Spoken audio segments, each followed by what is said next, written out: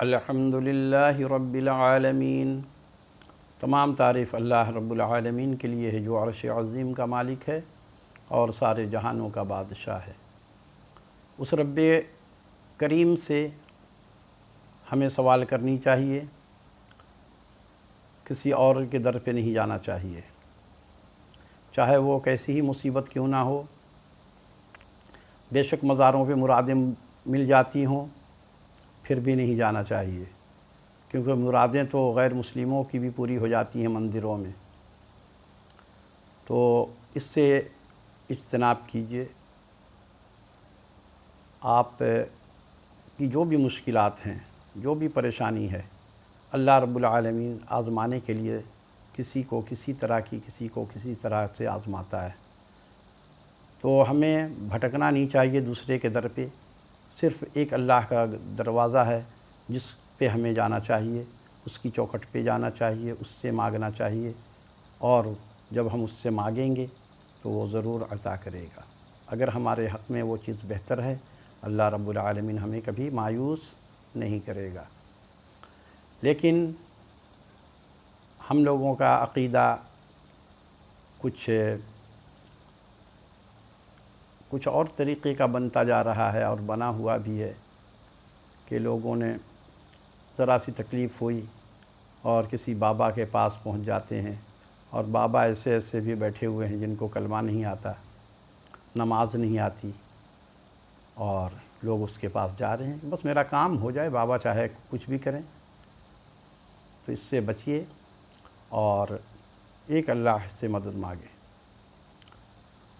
تو یہ وظیفہ میں بتا رہا ہوں، یہ وظیفہ بہت آسان ہے، ہر انسان آسانی سے کر سکتا ہے، اور یہ ان لوگوں کے لیے ہے جن کو بچے نہیں ہو رہے ہیں، علاج کر کر کے تھک گئے ہیں اور بانجھ پن کا شکار ہیں۔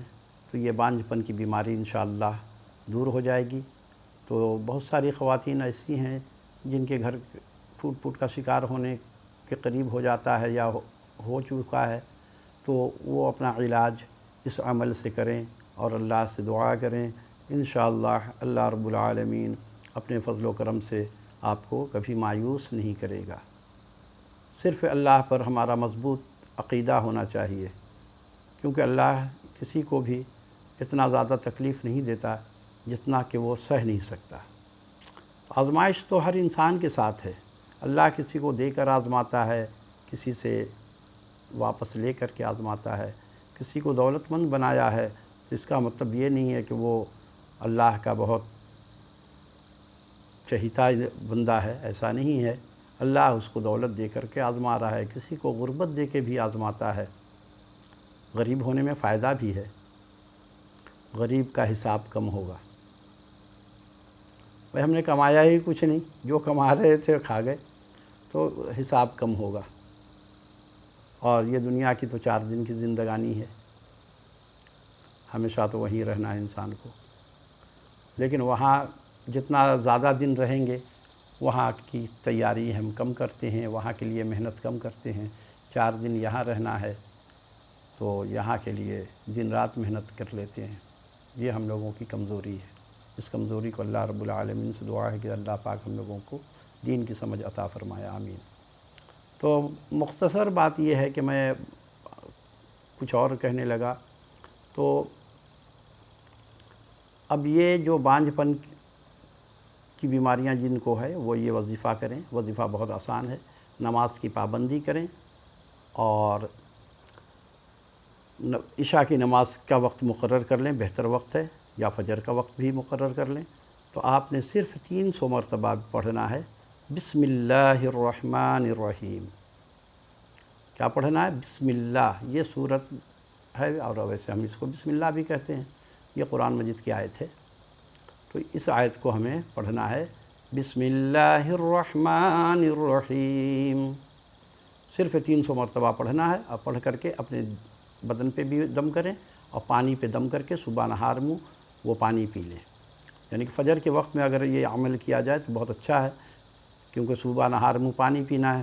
تو آپ نے فجر کی نماز پڑھ کر یہ 300 مرتبہ بسم اللہ الرحمن الرحیم پڑھ کر کے دم کیا، پانی کو اپنے جسم پہ بھی دم کیا، اور خود عمل کریں تو اس کا فائدہ زیادہ ہے۔ اگر کوئی اور گھر میں یہ عمل کرے گا تو اس کے اثرات آپ پہ کم ہو سکتے ہیں، کیونکہ جو انسان اپنے لیے عمل کرتا ہے تو وہ اللہ سے گہرائی سے اپنے گہرے دل کے اندر سے دعا کرتا ہے، تو اس کی دعا اللہ رب العالمین جب دل سے جو بات نکلتی ہے تو اس میں اللہ تعالیٰ جو ہے اس کو رد نہیں کرے گا۔ تو آپ جب اپنے لیے خود دعا کریں گے تو آپ کے لیے وہ دعا تاثیر زیادہ اس میں ہوگی، اور اللہ کے پاس جب آپ کی ایک عاجزی کے ساتھ دعا ہوتی ہے تو اللہ رب العالمین اس دعا کو رد نہیں کرتا ہے۔ تو خود کریں، اگر نہیں کر سکتے ہیں کسی وجہ سے تو گھر میں جو بھی اچھے لوگ ہیں، مطلب نماز پڑھتے ہیں، تو وہ یہ عمل کریں اور پانی میں دم کریں، اور ان خاتون کو بھی دم کریں جن کو بچے کی ضرورت ہے۔ تو انشاءاللہ یہ عمل 40 دن کر لیں، یا اس سے کم دن میں بھی اللہ چاہے تو آپ کا مقصد پورا ہو جائے گا، اور ورنہ 40 دن اس کو عمل کو کریں۔ اللہ سے امید رکھیے، اللہ کسی کو مایوس نہیں کرتا ہے، کیونکہ اللہ نے خود کہا کہ میری رحمت سے مایوس مت ہونا۔ رحمت سے مایوس وہ لوگ ہوتے ہیں جن کا ایمان کمزور ہوتا ہے، یہ کفر ہے۔ اللہ سے امید پکی رکھنی چاہیے۔ تو یہ عمل آپ ضرور کیجئے، کیونکہ بچہ نہ ہونا بہت بڑا معاملہ بن جاتا ہے، گھر کے ٹوٹ پھوٹ کا شکار ہو جاتا ہے، لڑائی جھگڑے شروع ہو جاتے ہیں۔ تو اس عمل کو کیجئے، اللہ پہ توکل کیجئے، اللہ سے دعا کیجئے، انشاءاللہ اللہ رب العالمین اپنے فضل و کرم سے اولاد کی نعمت سے آپ کو نوازیں گے۔ میں آپ کے لیے دعا کرتا ہوں، آپ لوگ میرے لیے بھی دعا کیجئے۔ وما علینا الا البلاغ۔